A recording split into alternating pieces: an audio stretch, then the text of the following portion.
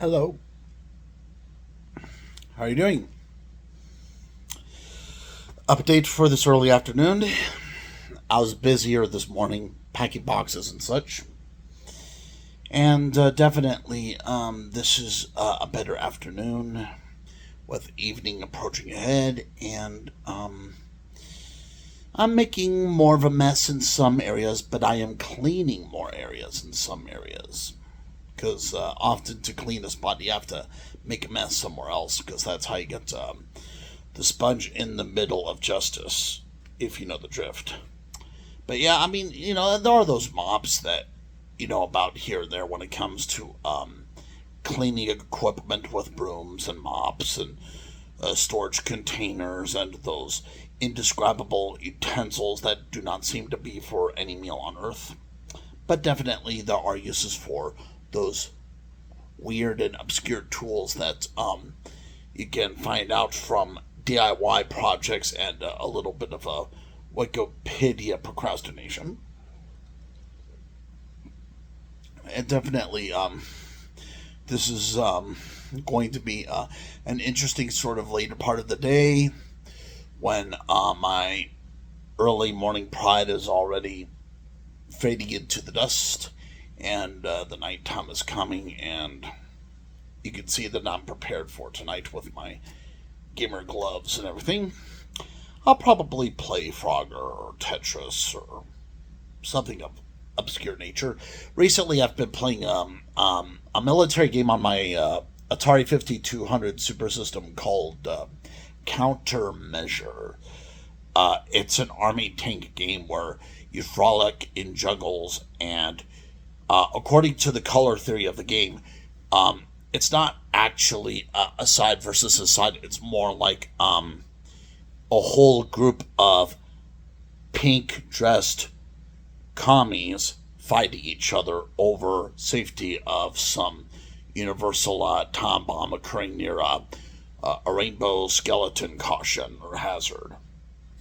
Interesting, huh? I mean, can you imagine communists fighting communists? If you study enough history, you'll find weird stories. And definitely, this Atari 5200 game does have that sort of semi historical fiction and semi historical fantasy about it. In case you do not know, when it comes to wars in general and politics, at times it's actually armies fighting themselves rather than fighting other armies. And that's why it is important to have a general line of obedience, even if some disagreeable protocol can seem so far fetched and out of reach. And definitely, as the moon gathers the stars up above the roaring clouds under the darkening sky of curtain, you could smell the atmosphere and almost imagine an invisible curtain with God's hand removing the atmospheric address to a missing elephant spirit somewhere, wherever it may be.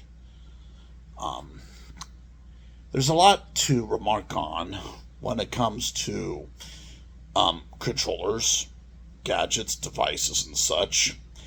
This phone I'm using here for recording this video, it's just basically a basic Galaxy phone, and I'm getting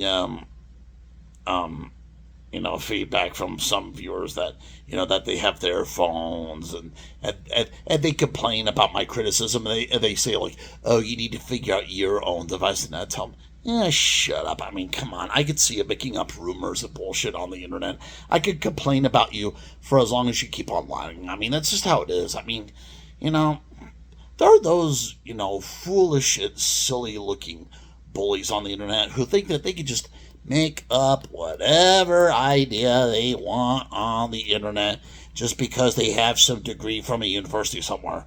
Well, that just means you're some guy in a robe and a jackass hat. I mean, that's all it means. I mean, come on. I mean, what is the quality of your knowledge after you leave school? Like, after you leave school, especially if it's been like let's say 5 or 10 years since you've left school. Let me ask you guys this. After you are done with school and you have graduated, what is your knowledge to you now? What is your knowledge?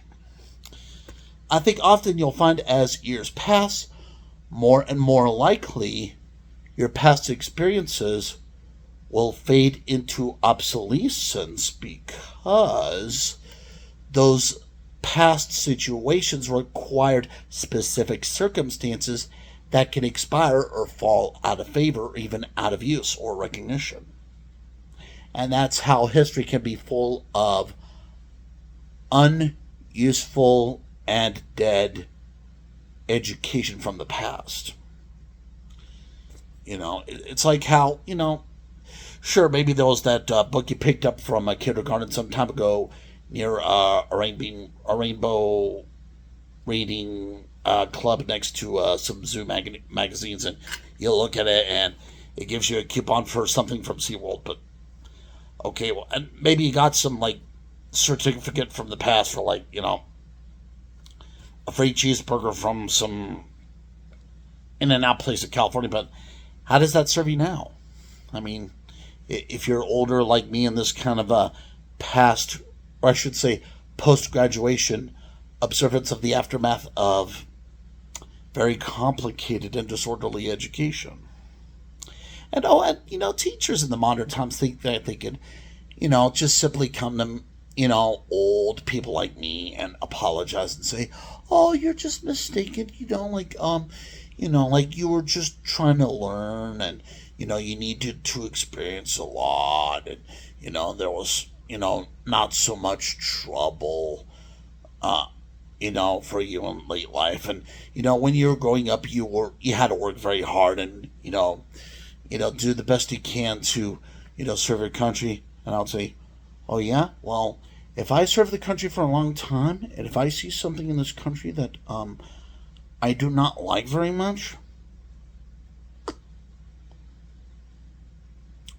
I may be more conservative and recommend cutting funds to stupid teachers for the future." And and especially when that phony TED Talks stuff on YouTube, when they're coming up with all this bully potential nonsense on their whole YouTube channel, it's like it becomes apparent that some people in this world get too desperate for education without realizing, with really proper philosophy and wisdom, and especially religion, that, well, in real life, education may not always be possible depending on what the specific circumstances are. Because, like there are those moments when we do rely on choices, menus, signs, locations, potentials, rules, buildings, gardens, farms, animals.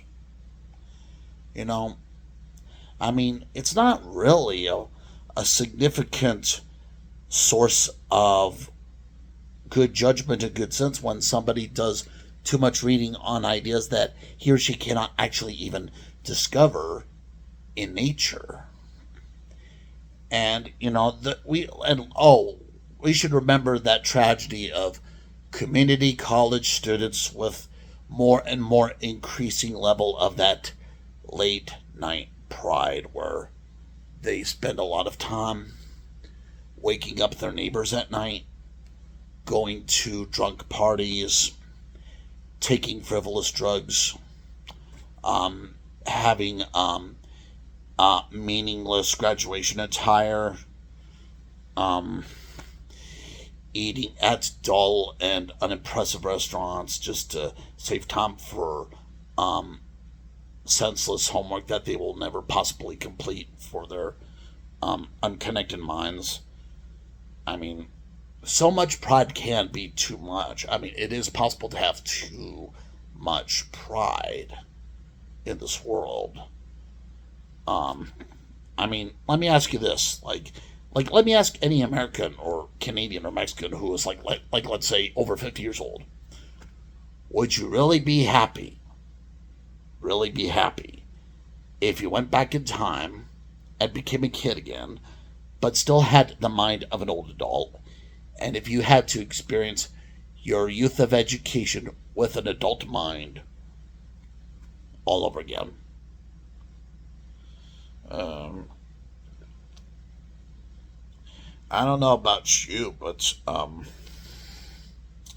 ironically enough, maybe in the past you wrongly believed that some parts of your education were good quality just because you were not learning enough yet.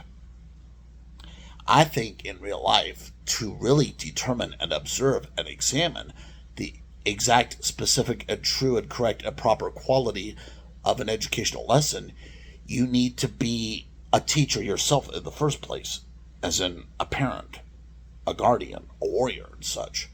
Or else, otherwise, would it make sense for some parent to ask a child a question like, hey, do you think Cookie Monster is a very excellent chef in the kitchen cuisine area of the cafeteria?